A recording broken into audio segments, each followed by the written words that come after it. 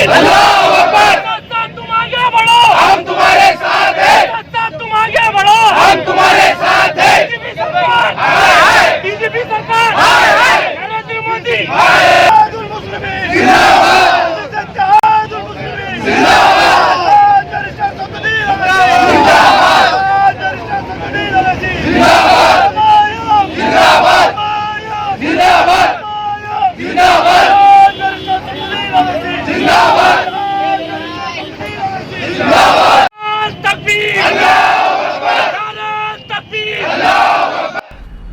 मजलिस इत्तेहादुल मुस्लिमीन के कौमी सदर बैरिस्टर असदुद्दीन अवैसी पर हुए जानलेवा हमले की मजम्मत में आज नांदेड़ में मजलिसी लीडरान ने रास्तों पर उतरकर एहतजाज किया। मराठवाड़ा सदर फेरोज लाला, जिला सदर मिर्जा अमजद बेग, मराठवाड़ा जनरल सेक्रेटरी मोहम्मद कलीम रमजानी और शहर सदर मोहम्मद साबिर चौश की रहनुमाई में मजलिसी कारकुनान ने देगलुर नाका चौराहे पर रास्ता रोको आंदोलन किया।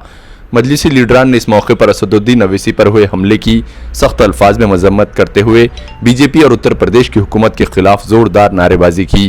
देगलुर नाका पर हालात को बिगड़ता देख पुलिस ने मजलिसी लीडरान को फौरन हिरासत में लिया और मजलिसी कारकुनान को रास्ते से मुंतशिर कर दिया।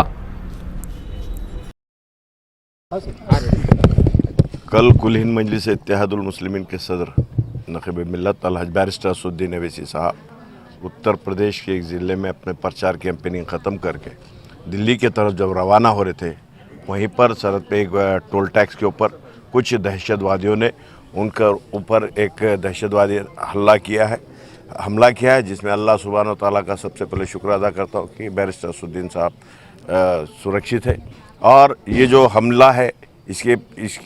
ख़िलाफ़ आज कुल हिंद मजलिस इत्तेहादुल मुस्लिमीन की जानिब से पूरे महाराष्ट्र रियासत में और मराठवाड़े में आंदोलन हो रहे हैं। आज नांदेड़ के अंदर भी रास्ता रोको आंदोलन किया गया।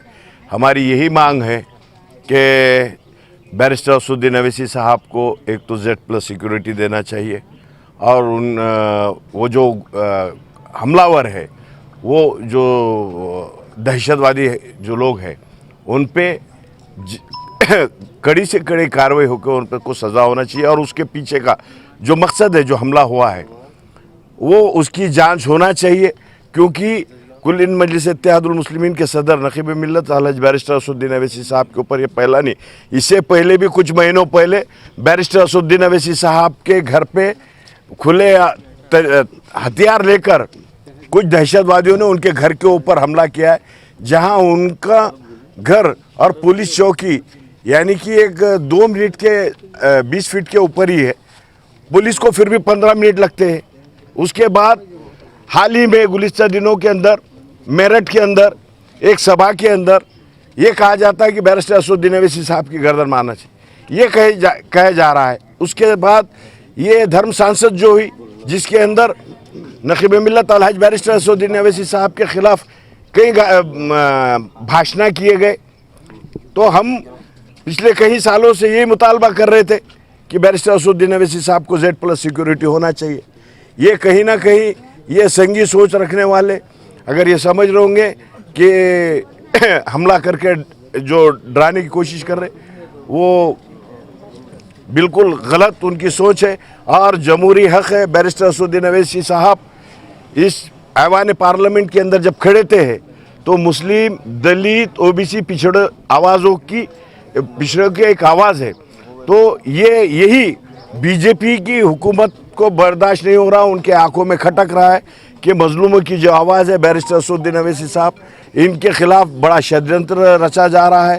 तो आज यहाँ पर हमने नरेंद्र मोदी की हुकूमत, बीजेपी की हुकूमत का यहाँ पर निषेध किया है, योगी हुकूमत का, और ये आंदोलन के ज़रिए देश के गृह मंत्री अमित शाह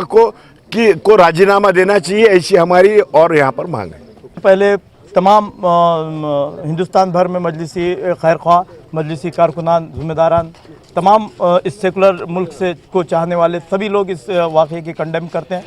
कि एक ऐसा सांसद जिसको इस हिंदुस्तान की सबसे बड़ी पंचायत में सांसद रत्न का अवार्ड दिया गया है, कल उन पर बहुत ज़ोरदार और पूर्ण जोश में उन पर हमला किया गया। हमला इतना शदीद था कि उसमें उनकी जान भी जा सकती थी। आज हमने एक निवेदन भी तैयार किया और हमने एक रोको आंदोलन भी किया कि जिसमें हम ये मैसेज देना चाह रहे हैं कि यूपी प्रशासन जो पूरी तरीके से लापरवाह है, जहाँ पर बार बार योगी की सीएम योगी की जानिब से ये कहा गया कि यूपी में लॉ एंड ऑर्डर का मसला बहुत अच्छा है, आज उस वाक़ये ने पूरी पोल खोल के रख दी है। और एक सांसद जब वहाँ पर